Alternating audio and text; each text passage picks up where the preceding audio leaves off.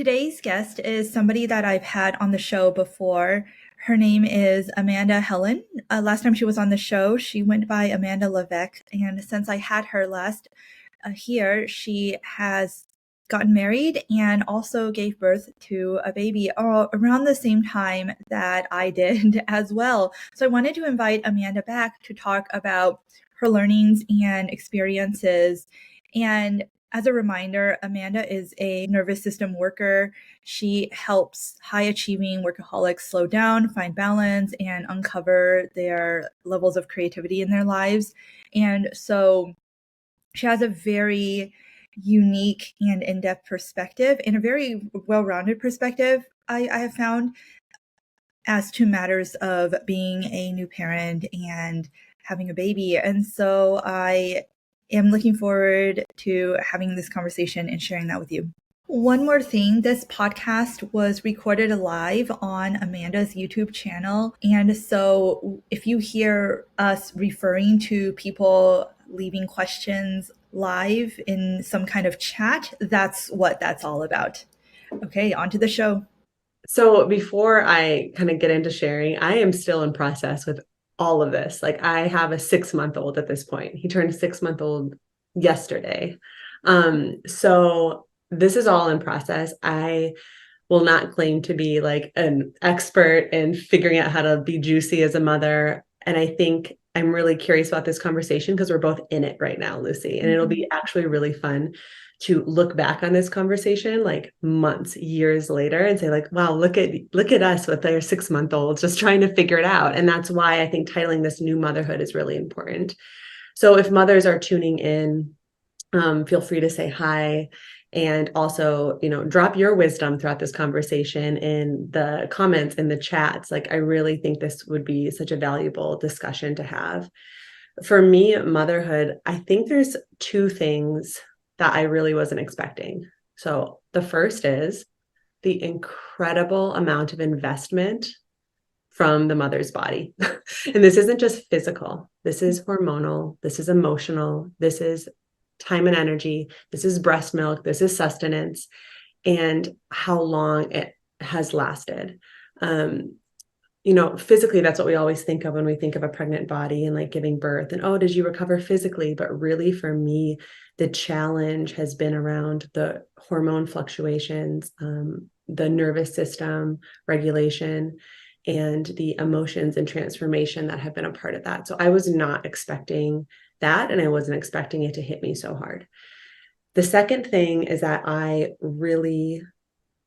never really been a huge baby person, if that makes sense. Like I knew that, if I ended up getting pregnant one day, like I was really open to that, but I was never someone who's like, I need to have babies to feel fulfilled in this life.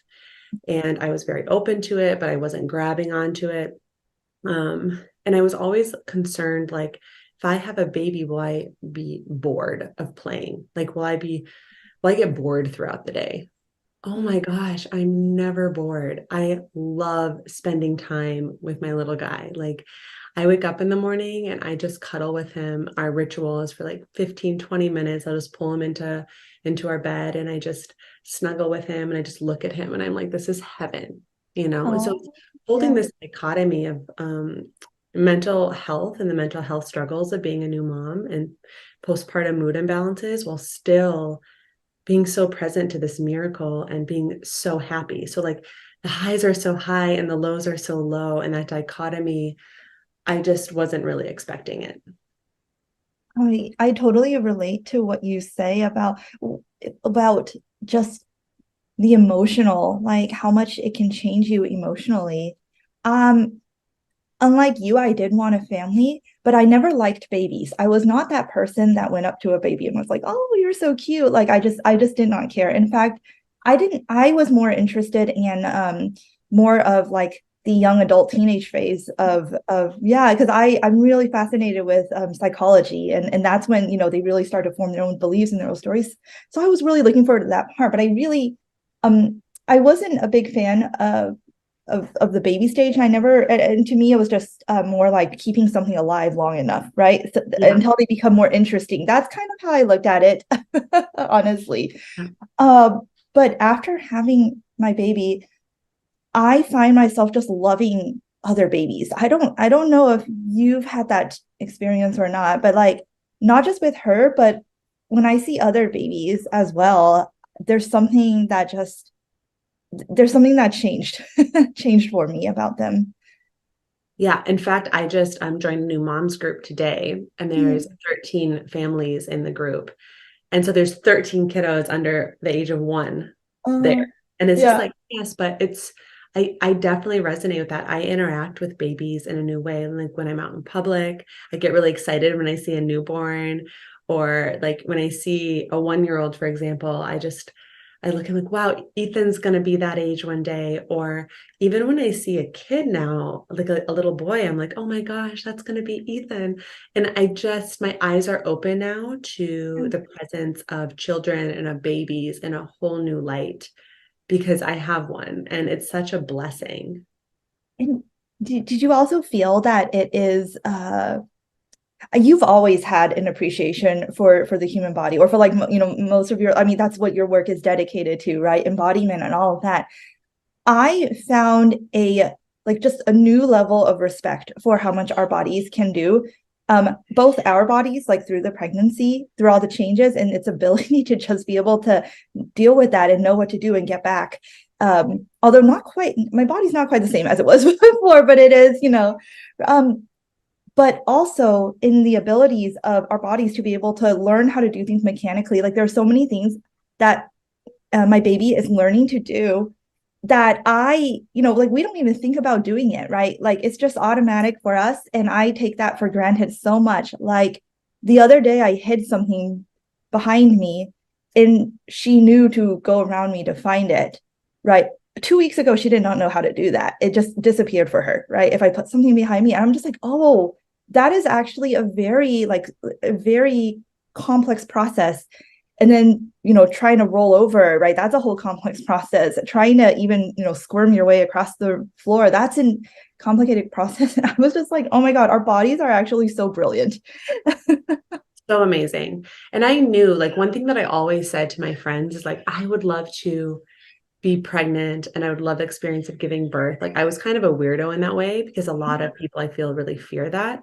Yeah. But because of my interest in the body, I was really excited about that experience. What always terrified me was having a baby, because I think intuitively I kind of knew there's no greater change than going from not having a baby to having a baby. Like I can't think of a bigger life change, to be honest, that influences your everyday life.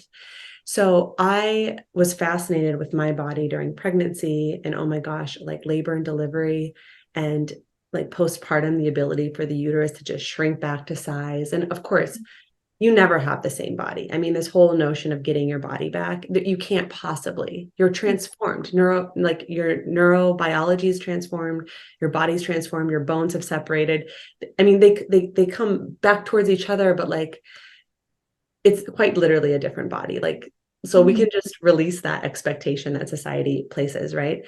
And then now having my baby, and this is part of why I'm so fascinated, and just watching him awaken to the world, it is amazing. And I made sure I have a toy subscription that comes with different activities that you can play with your baby at different developmental stages, and it gives you ideas of how to play. And like also I have different apps that are like, this is how your baby's changing and this is how they're awakening to the world. And these things keep me really interested and fascinated. But I'm watching, yes, like a body grow every single day at a wild rate. And that's why sometimes I see like a 9-month-old, for example, so 3 months older than my 6-month-old, and I'm like, wow, like look at it from 8, like that is so much growth in just 3 months.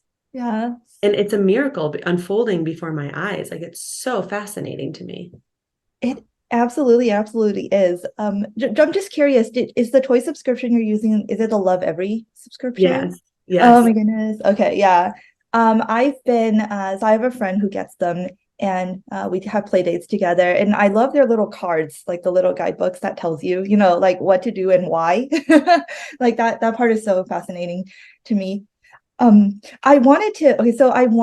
mentioned something earlier about how the struggle, like like, you don't know all the answers, right? We don't know all the answers, and there are lows, there are low lows, there are high highs, of course, and that is something that is like, there is struggle, right? And it's not necessarily something. Here's my philosophy around that.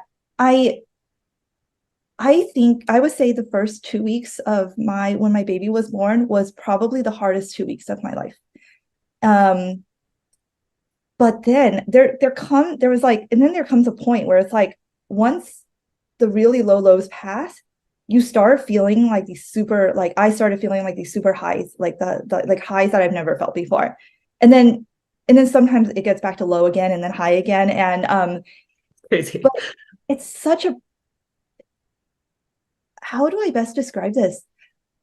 But I think a lot of moms beat themselves over it. I think that's the thing, right? And what are your thoughts? What are your thoughts on that? This is something, I don't know. I've just been thinking so much about this because honestly, for me, I feel like I'm just stepping out of, like, I stepped out of this shadow, or something really changed for me in the past like couple of weeks, because this mood imbalance thing has been in my sphere since Ethan was born. Now, for sure, like those early weeks have their own flavor. And then there was something that shifted at about 3 months. They say that's the end of the fourth trimester. And I feel like that's when he started to awaken to the world. But the mood fluctuations are just really, really intense, and they're not spoken about often. And I think a big part of this has to do with social media and the presentation of new motherhood and babies, and we show the highlights. Yeah. And so then we can think like, oh wow, like it's supposed to be this, the brightest, most beautiful time of your life because you're welcoming your baby into the world. And it is. That's the crazy part. Like I spoke about that dichotomy, like it totally is. Mm. And yet there's an old part of you, like you were birthed into the world too. And Yeah. so was the birthing partner. So it's like the whole family was birthed in a new way. And there's a profound grief with that.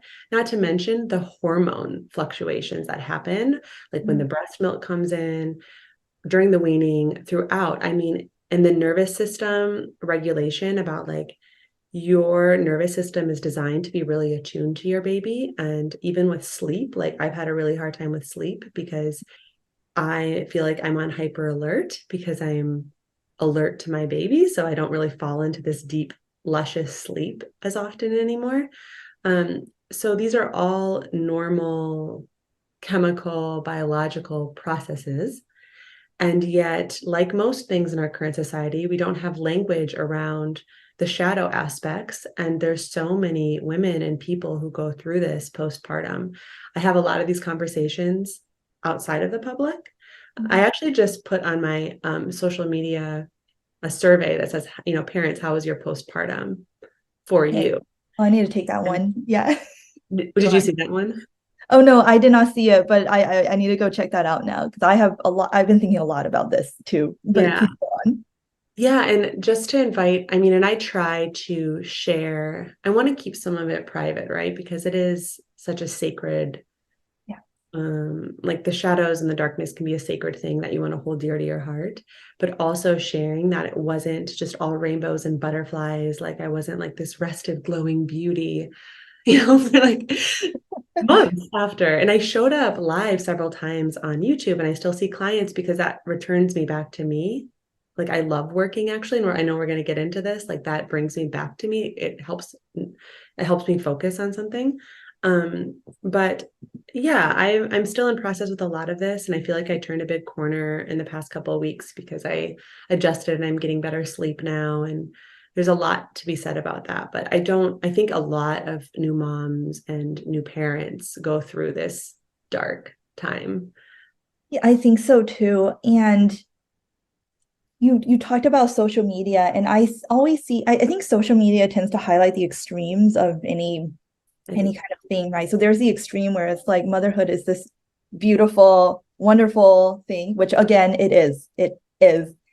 And we see a lot of content around that. And then there is also content where motherhood is just this just this terrible, like it's just nothing but struggle, and like people just complain, right? There's also the Instagram or the social media accounts where it's just parents complaining about how difficult it is, Yeah.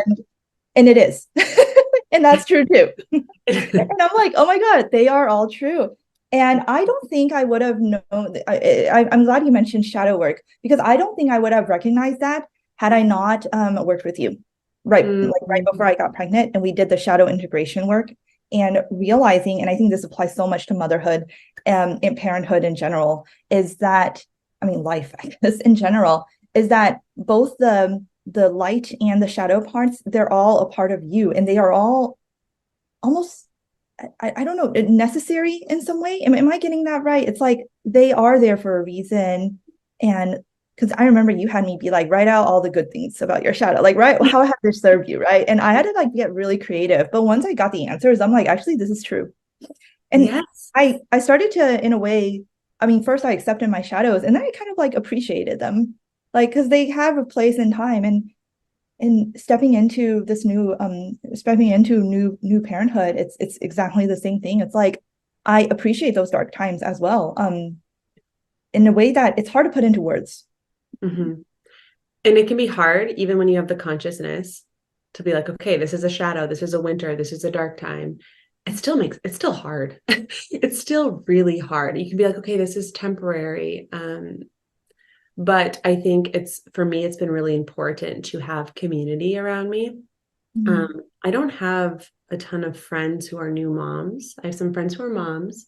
Mm-hmm. I don't have a big community of new moms. So I made sure to join a mom's group of newborns at the time, which was really helpful. And I had been actively working with a therapist who specializes in the transition to new motherhood. Yeah. And just really seeking out support. And like I go to acupuncture, get a massage, just things like that have helped me in those more shadow times. And then afterwards, yeah, you can look back and appreciate them a bit more, because I think they really add depth. They're not, what I always tell my clients is like, they're not easy or pleasant. Like, we're not saying it's fun to have shadows, but there's a value in them for sure. The support groups, finding other people who are in the same place as you are, sounds like that really helped. Was there any other thing that you did that was helpful for you? You mentioned also therapy. That's really cool that they have therapists that specialize in Mm. like new parent transitions. That is amazing. I love that. Yeah. Yeah. I'd say acupuncture was one of the biggest things for me to help with my hormonal fluctuations and just like sleep. And I say like, okay, plug me into we call it the cosmic battery, because I'll be so tired. And so he'll put the needles in, and then they're like, okay, plug me in. And I feel like I'm like on a charging station. Yeah. So weekly acupuncture has been completely key for me. Returning back to my yoga practice at the studio was really grounding for me. I remember the first time I went back, God, it must have been 2 months postpartum. And I did a gentle yoga at home and things, but the first time I felt ready to just like go back to my practice, Yeah.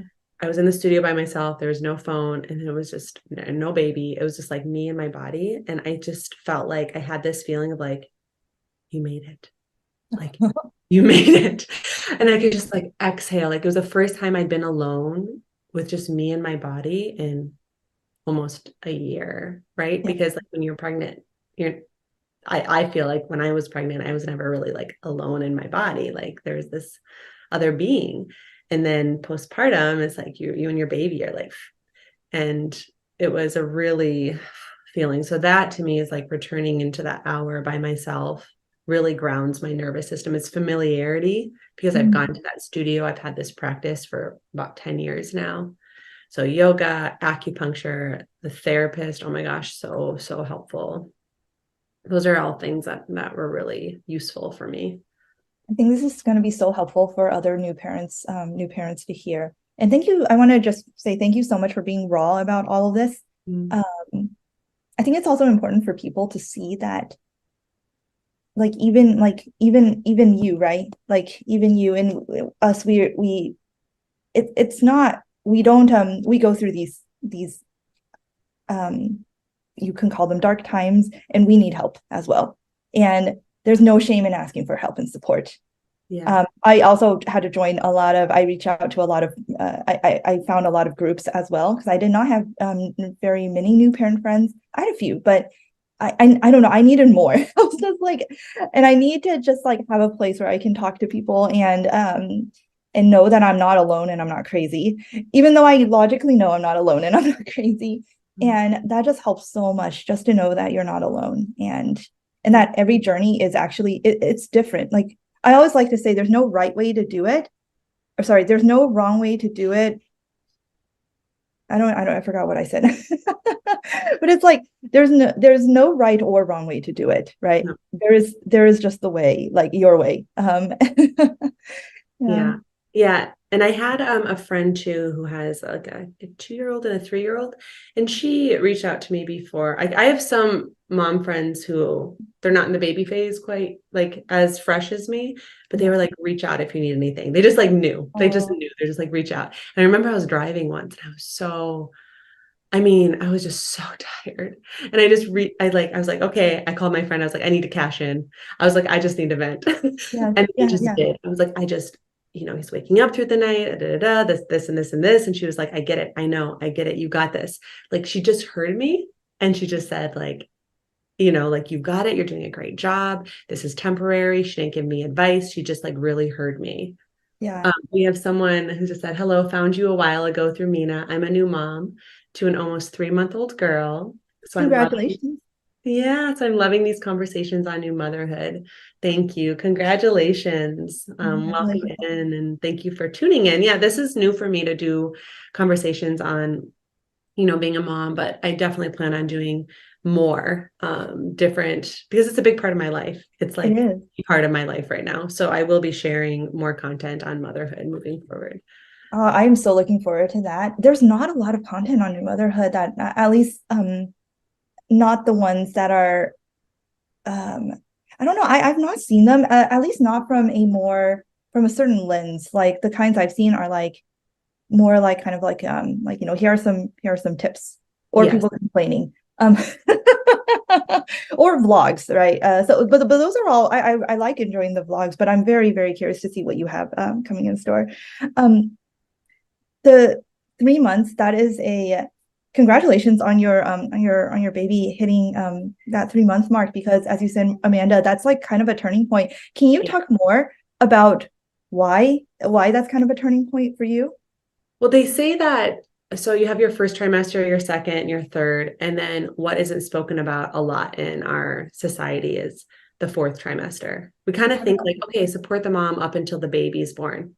And then the baby's born, and then I don't know, we don't really hold the mothers and the families that much in postpartum. And that's literally the fourth trimester. Like, the baby just left the womb, like so fresh, So there's this like growing in the womb. And then it's not like the baby just comes out and it's like, okay, earthside. Like, there's still this like, it's like for the mother and the baby. And there's this connection that's really real. And this adjustment of like, okay, I'm in this body outside of this body that I was in. I know for me too, they say like with the newborns, they're not really kind of awake to the world yet. So they're so precious. They're so little and just like adorable, but also they're not really cognizant about through their eyes, through their senses quite yet.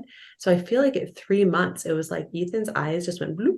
I mean, it wasn't like a day, but I just feel like within a week, like, I don't know, he just was like, okay, I'm here. And I just felt this, like, he recognized me, I recognized him as two separate bodies. Yeah, yeah. If that makes sense. And Yeah. it started being like a little like using his voice a bit more, moving a bit more. So for me, that was really fun. And I feel like it was the end of a cycle and it felt really intuitive for me. I don't know if you felt that Yeah. in 3 months. I'm curious how other people feel about that too. The fourth trimester was something I discovered later after I had the baby. And I was like, oh my God, why didn't I know about this before? I think I might have heard it before, but it's really just not talked about. And I remember how much material there was on the pregnancy, right? And how much my midwife helped me prepare. And then I enrolled in all these courses, to like birth classes to help you prepare. And I enrolled in one called like birth in the newborn or something. So it's supposed to cover both phases. but it was like 90% just about the birth experience, which is important, and like very little about what happens afterwards, even though newborn phase was in the title. And I don't know, I guess I was like, oh, I guess I'll just figure it out then. But it was shocking because the newborn phase, that fourth trimester, I I don't know, maybe nothing could have prepared me for it. That's just the case, but I was just like, why wasn't this covered in like half as much in depth as the pregnancy stuff? Yeah. Yeah, which I was over prepared for. Yeah. Yeah. Well, it's wild because you go through such a big physical thing, like physical Mhm. thing, hormonal thing, spiritual thing, labor Yes. and delivery, right? And Yeah. then like you don't just go home and just like you're caretaking. So you are recovering, but then you go straight into caretaking mode 24/7. Yeah. So, and especially if it's your first, I mean, I can't speak to having multiples, but you're used to, after you go through something like that, you can go home and integrate. I would take like 2 weeks off of work and I would just be like, forget it. I'm laying in bed, I'm nourishing myself. But no, Mhm. not only are you Mhm. caretaking, you're also feeding from your Yeah. body if you choose to breastfeed and As chest feed. So like it's so much. And yeah, it's like, and then, you don't really sleep. So I don't know. It's like all these things come into play. And I know that there's such thing as postpartum doulas. And I like, if I have another baby, I would totally hire a postpartum doula, like someone to just come, because there's birth doulas to yeah. guide you through your birth. And I had one of those, but to be there for you in that care, to draw you a bath, to offer body work. There's some birth doulas or postpartum doulas who offer body work, to cook for you and make sure you're getting nourishment, Mhm. to hold your baby while you take a shower, I mean, all these things. I don't know. It's such a raw time. I want to talk about, I want to get to the science part as well. I want to talk about the neurobiology thing, but I wanted to touch on evolution first. And, we used to live in these big tribes, right? In these big communities. I was reading this book called, it's by David Lancey. I think it's just called Raising Children, but he's an anthropologist and he specifically studies children and families, but with the focus on caretaking of children. And we used to have like huge networks. Like after the mom gives birth, like she's not just, it's not just her and the father trying to like, figure it out. Like a lot of nuclear families, we are like that because we don't live together with, most of us don't live together with our extended families, in at least in Western culture. But that's not how it is. It's like, at least in my Chinese culture, there's a 1 month, they call a sitting moon. It's like 1 month where the mom is just supposed to recover and feed her baby, right? Yeah. Recover and do, skin to skin, feed the baby. But otherwise, like you pretty much don't leave the bed, except maybe to go shower and eat. But and then everybody else is basically just taking care of you and then like helping you with the baby as well, because they're like, okay, we need mama to recover as fast as she can. Mm-hmm. And so she can, really be there for the baby. And that's something that's really hard, I think, for most people who grow up in the Western culture where we don't live with the extended family. And so Mm-hmm. that's why I think like having some time, like if you don't have that, close network of people who can just help while you rest, having that, what do you call it, postpartum doula? Mm-hmm. What you talked about what this person does, like I'm like, oh yeah, that's what our families used to do. That's what our extended families used to do for us. So yeah, it's natural to need that. Yeah. Yeah. And I set up a meal train postpartum. So that was really helpful. Like for 2 weeks, I had friends delivering food and I just had them drop it off at the door. I didn't want any Wow. visitors actually. So to have this like nourished home cooked food, or sometimes they would just drop off groceries or, like fruits or whatever, like it felt so good. But other than that, it was really like, my husband just, he was caretaking, and then actually he didn't get paternity leave until a week after. So he was Oh wow. taking, I mean, you can't leave the bed for several days. Like you're not supposed to. Yeah. So I was in bed with the baby and then he was doing everything and working. Mhm. And it's a lot on the nuclear family. It's a lot. Yeah. Yeah. I um what now that you mentioned your husband, by the way, you guys are so adorable together. Thank you. Thank you. um oh, I am so happy for you. I really am. And what are your thoughts about like how did it affect your I guess your relationship, if anything? Oh yeah, that's a whole interesting question because Feel free to say as much or as little as you want. yeah, I mean, it just goes from being the two of you to there's a third. Like you go Mhm. from a couple to a family, and it's a big transition, like there's always, I know, like I was used to receiving like a lot of like, he was so good about making me feel held and cuddled and stuff like that in pregnancy. And that was really important for my pregnant body to feel like so safe and protected and releasing oxytocin. And then when, our baby came, some of that touch goes to the baby now. So it's like there's just the presence of another being within us. And then, not to mention childcare. We used to go dancing all the time. Well, now it's a little bit different. We can't just like ride on his motorcycle and go out dancing. Like it takes structure and planning. So it's just stepping in from like a free flowing state into a more planned, structured family state. And both are beautiful, but that's part of too. If there's grief, there can be grief for the old version of you, the old version of your relationship, and then the embracing of the gift of this new version of all the things. But really, I think birthing is this like portal. You straddle the two. And it's not like you just like come out of labor and delivery and it's like, okay, no, you're on the other side. You're like 9 months, you hit this peak, and then it's like you come down from that for the next several months. Yeah. A lot of cultures have special postpartum traditions. I tried to recreate some of that for myself. Luckily, my husband took 4 weeks off. That Oh, made such a huge difference. And he waited on me hands and foot. That's amazing. That is very so happy. amazing to have that support of your husband, of partners. Goddess Angel Rose, good to see you. Yeah. Yeah. So let's move on, and I want to talk about any of the neurobiological, effects of parenthood. In one of your Instagram posts, you had mentioned that there are 3 times in our lives where we experience the most identity shifts. The first one is in early childhood development. The second one is teenage or adolescence phase, and then the third one is entering parenthood. And you mentioned like there are also some like neurobiological biological changes that happen when you become a new parent. Can you just like briefly talk about that? Yeah, and I just had to pull up her account because her name's kind of hard for me to pronounce, but the Nurture Neuroscience Parenting, it's the Instagram account I follow, and it's by Dr. Gruyere Kirschenbaum. Kirschenbaum. She's a neuroscientist, she's a doula, she's a mother, and she wrote a book about the power of nurture. And I've learned so much by listening to her.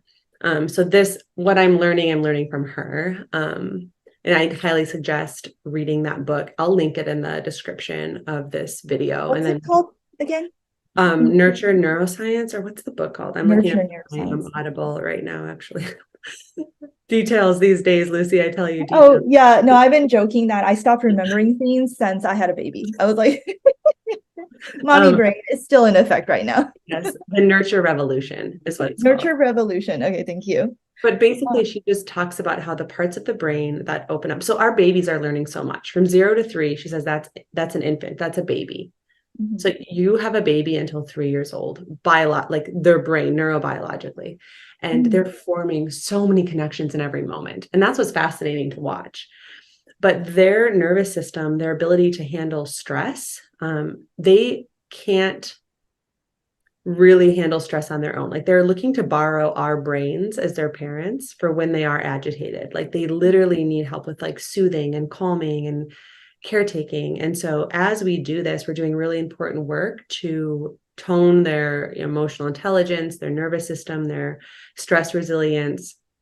And then, come adolescence, that portion of the brain, like the limbic system, opens up again and becomes more plastic, and you go through a lot of changes. And what I did, so we know that, right? We kind of know like 0 to 3, we know adolescence, like they're times in life.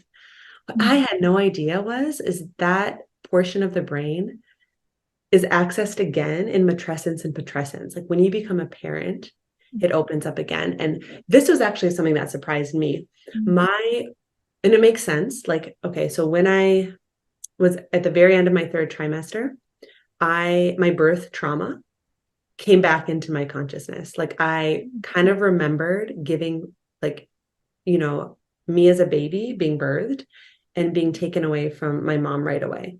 and wanting skin to skin with her. Like I felt that. And so I did this whole somatic experiencing session around that. And the same thing has happened now having a newborn. Like I have these more visceral memories. It's hard to explain because they're not conscious really. It's like a very subconscious thing, but I kind of remember being an infant in a way, and I can feel my neural pathways kind of opening up and being stretched. And what she says in this book is that we have the opportunity to reparent ourselves and to heal the parts of our nervous systems that maybe were ruptured in infancy when we become parents. And that power lies in the ability to nurture and to hold the baby close skin to skin, to pay attention, to tend to care for. And it's so empowering, but I can feel that. And I don't know if you feel this too, Lucy, if you feel your like a neuroplasticity going on in your brain, like if you can feel your brain rewiring. I don't know. I feel it. It's really interesting. I felt that. I definitely felt some change during the first 3 months. As you say, there was, I mean, I feel like I'm changing almost every month. There's something that like I'm seeing the world a little bit more differently. But those first 3 months, I don't know, I actually felt like I wasn't myself, which actually makes a lot of sense because there is an old self, right? That dies, right? So that a new self can take its place. And it was kind of at that 3 month point that the new self got really got settled, I would say. Whereas before it was just, I mean, half of it was just I was sleep deprived and in survival mode. So, like no energy to really be conscious, right? But then part of it was like there was this battle of identities happening. And I was like, I did not feel like myself. Like I'd be talking to people, but like it wouldn't feel like I'm the one. It was almost an out of body experience. It was kind of strange. But I mean, mainly all I was thinking was my baby. I was like, baby, baby, baby. That was like the only thing on my mind. Like there was like almost nothing else I was really thinking about. And then like I would say around like 2 months, it started getting, we're like maybe 1 to 2 months, it started getting a little bit more clear. And then around 3 months, yeah, like there's this point, right, where you feel like, okay, this is a separate person now. Like that point, I did experience that. Yes. I was like, okay, you are a separate baby now, and a separate person from me. And I don't know when that happened. It was not overnight, right? But by 3 months, that's, I did feel that. And then when she smiled for the first time, oh my God, I think something just drastically changed when your baby smiles for the first time. Yeah. But as for there was something you said about reopening like certain traumas, right? I will say I am quite terrified for my baby to enter toddlerhood when they become like 2 or 3 years. I'm looking forward to it because I wonder what's going to happen with me, but I also am a little scared about that. And the reason is, I told you this before, that my earliest memory was just being mercilessly bullied. And I was like 2 or 3 at the time. I don't know my age, but it was probably 3 or 2. And that's all, like that was my earliest memory. And I worry, I guess, maybe I worry. I don't know what I'm worried about. What am I worried about? I guess I worry that when she enters that age, I'm going to feel that wound open again. I don't know how it would. I guess I will just cross that bridge when we get there. But I know there was one time I was I was looking through, even at her current age, she's like 7 months right now. And when I was looking through photos of myself as a baby, because I wanted to see if she resembled me and my husband at all. And so I was looking through my photos as a baby, and I saw how, like, when I was a baby, I was still living with my parents. When I was like a toddler, I moved back to China, and I wasn't living with my parents anymore. I was living with my aunts and my grandma and grandparents, and they had to do that for financial reasons. So like, I don't like, it was just a choice that they had to make at that time to make me ends meet.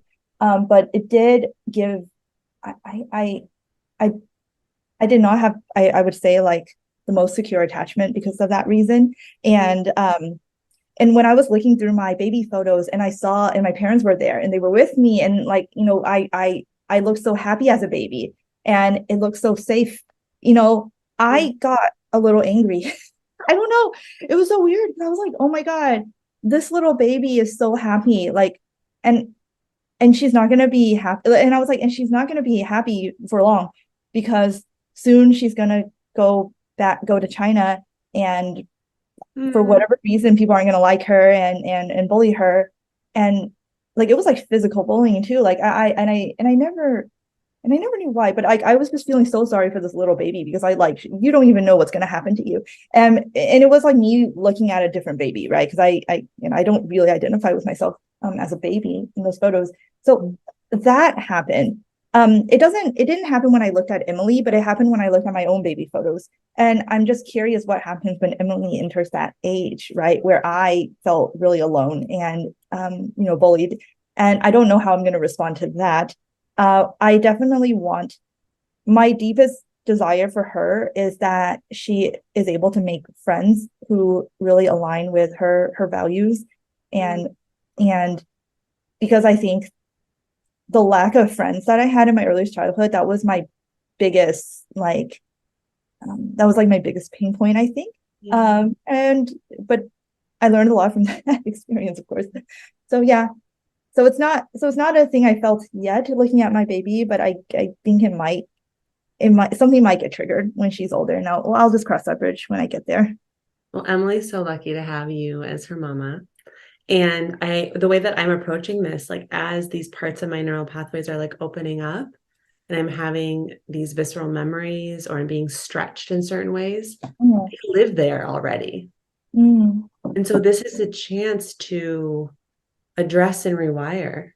And with proper support, like whether it's a therapist or whether it's, through actively nurturing your baby, that's the gift of this, is that we do have the ability to rewire these memories. Yeah. And I think it's, like I said, it's not easy, but these things live in us already, and they tone how we see the world around us already. So when we're close to them and when we get in contact with them, and if we have enough resource, we can be with them and I think heal our brains, heal our nervous systems. It's such a gift. It's not easy. I'm not saying it's easy. It's really hard work, but we can change things for our babies. This is like that intergenerational healing, and then also change things in our own brains and our own minds.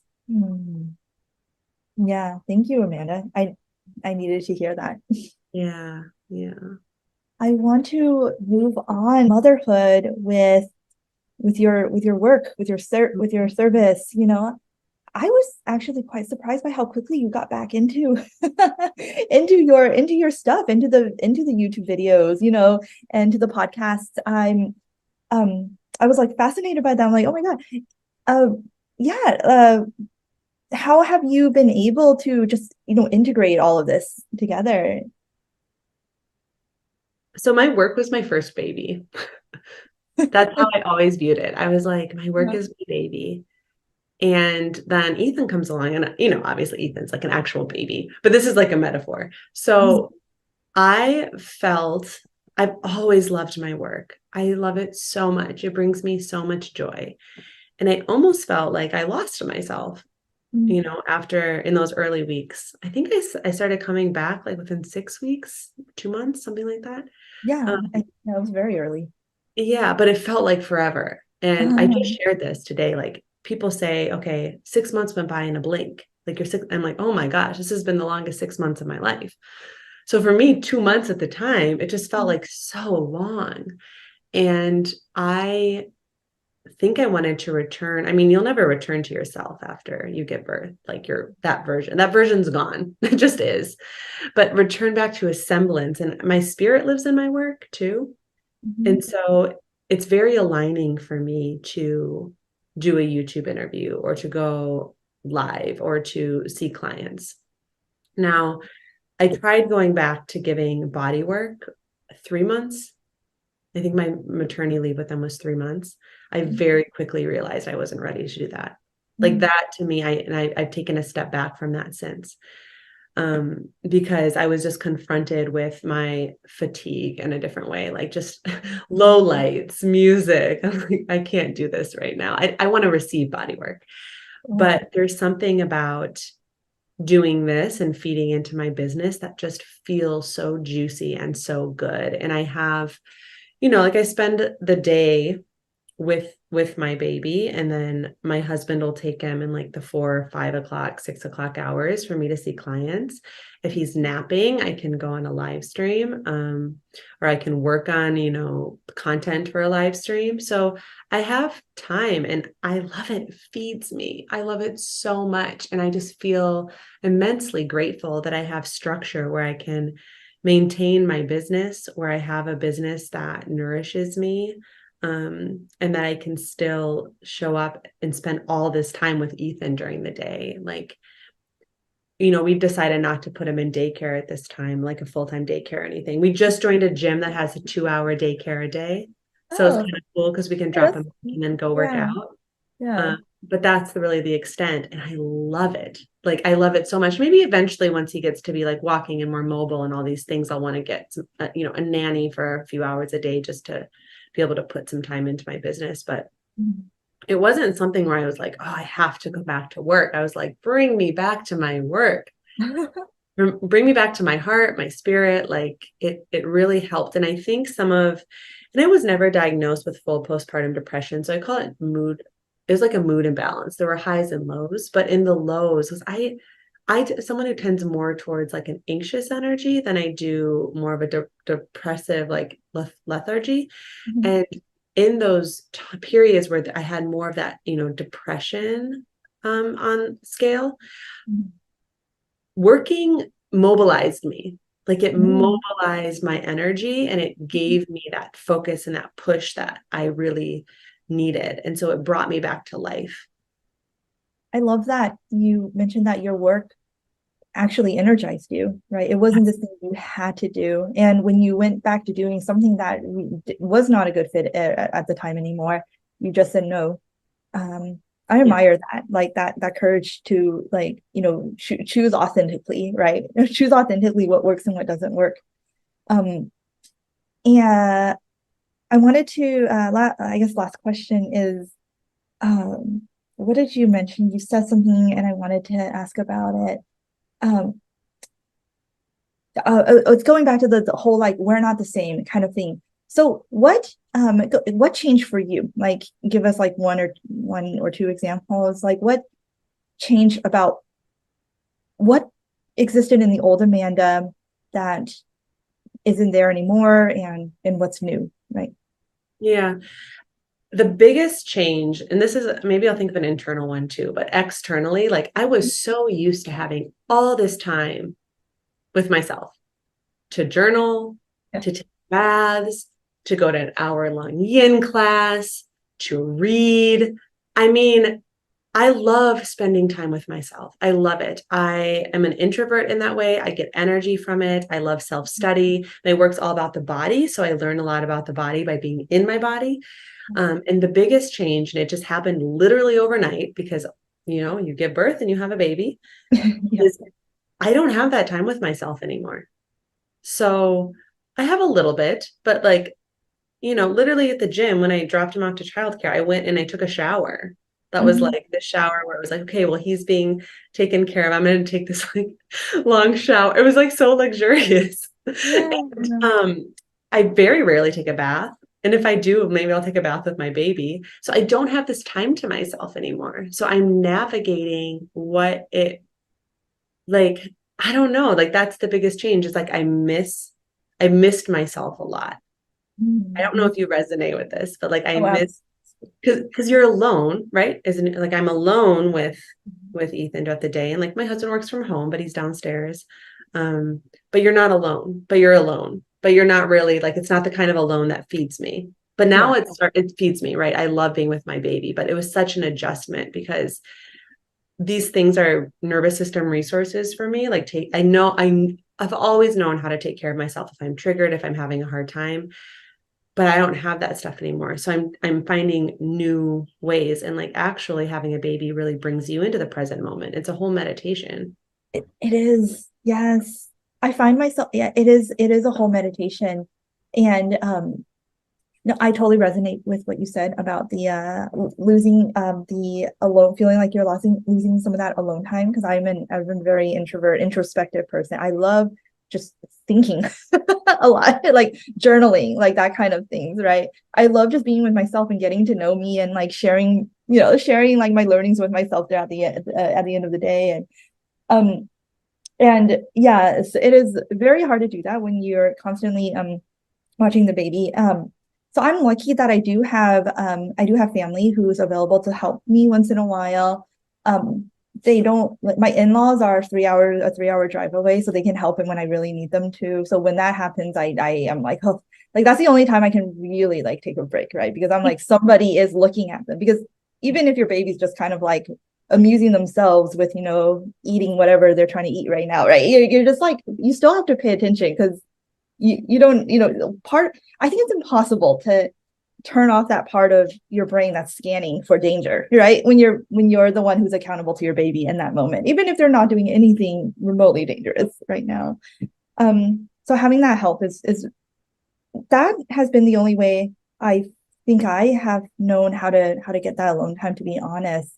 It's just enlisting the help of other people. And I'm fortunate I do have family. And I have an au pair as well. So we got an au pair, and have you heard about au pairs? Yeah, yeah. Yeah. So it's very nice because they're kind of like, they're really like, you integrate them into your family. So she is basically like our family. And we have dinners, we talk about, what's been going on and everything. We talk about each other's dreams, and we try to support each other. So that's been really nice to kind of just have somebody that feels like a roommate, but like a family to you as well, taking care of your baby. And we got really lucky with her. She is phenomenal. But other than that, I would say externally, I just had to learn how to ruthlessly prioritize. Like, there is no room for, I've always been a people pleaser, but the bar for people pleasing has just dropped so low for like, it's just like, I just can't. I don't have the time and energy. Like, my energy is it's like so precious, so expensive now. It's like I cannot people please unless like there is like so much value. I was going to say that there's like more of this like mama bear ferocious quality I have now, and boundaries are really clear for me. Does it give me Yes. energy or does it drain me? Yes. And that my energy is so precious right now.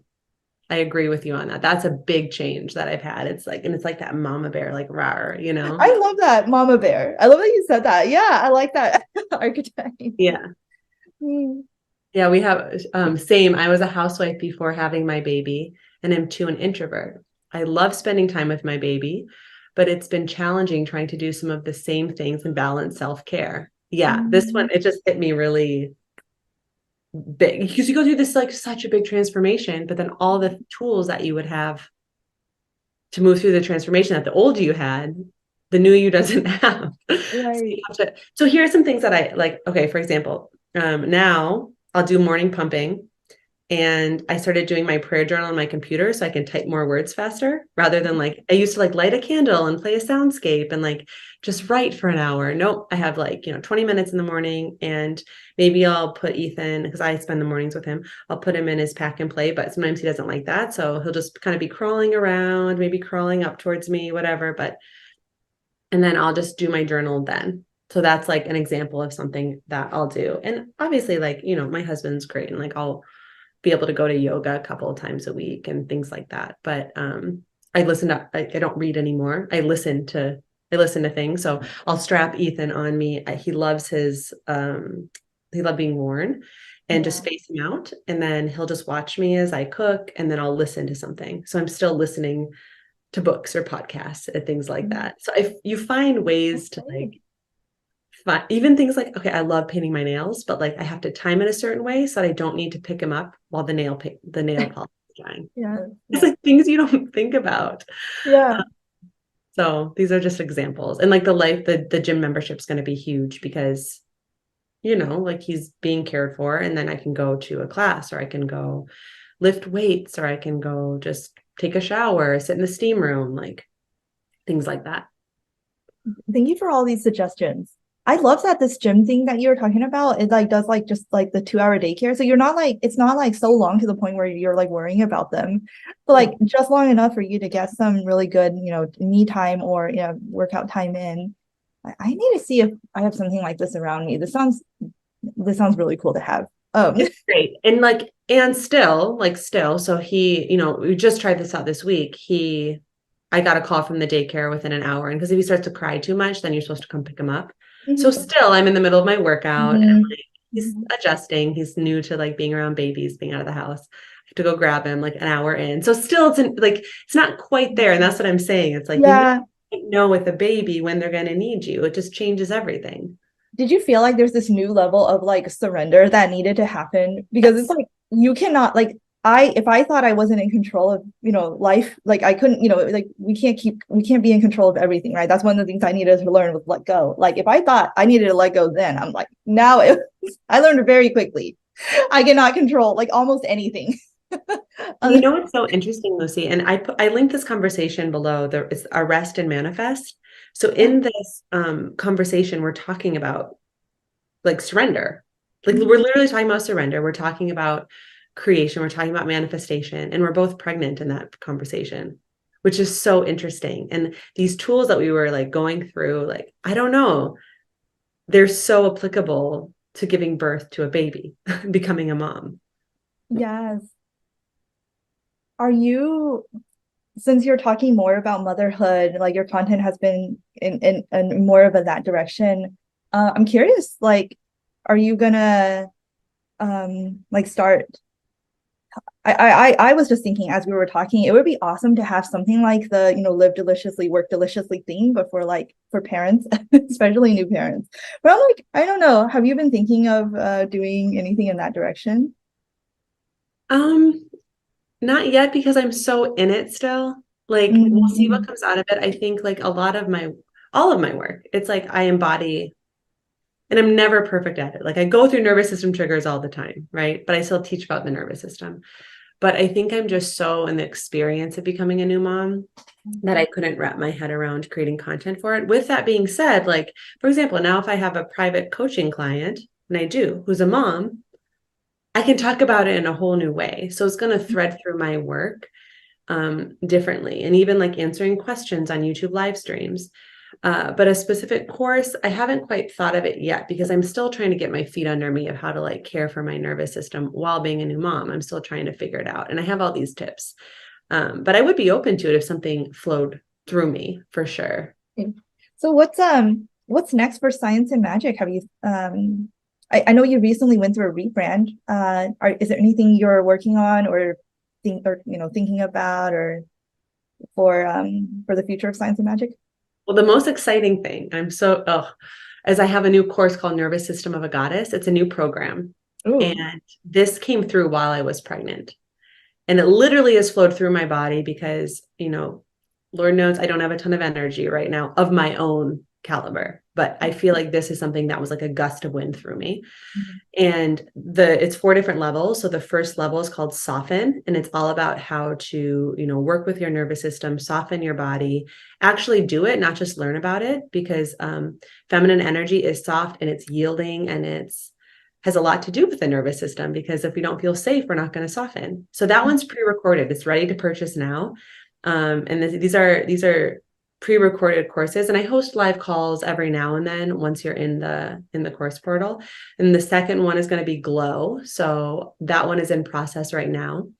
And that is all about like how to radiate, how to magnetize, how to be in your heart, how to connect with your beauty.